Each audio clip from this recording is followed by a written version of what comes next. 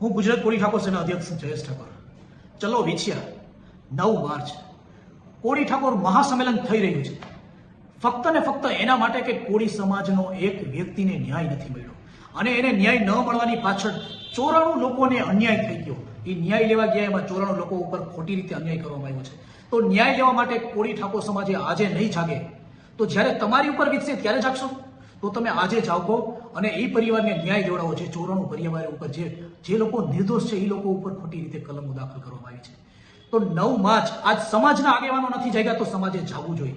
કોળી ઠાકોર સમાજ એક થઈ વિછિયા 9 માર્ચે ભેગો થશે. આ વિડીયો એ લોકોને શેર કરો કે જે લોકો કોળી ઠાકોર સમાજમાં છે અને કાલ સવારે તમારો પણ વારો આવશે ત્યારે આ તંત્ર તમારી ઉપર ધ્યાન નહીં દે. એના કરતાં આજે જાગો અને કોળી ઠાકોર સમાજની તાકાત દેખાડો.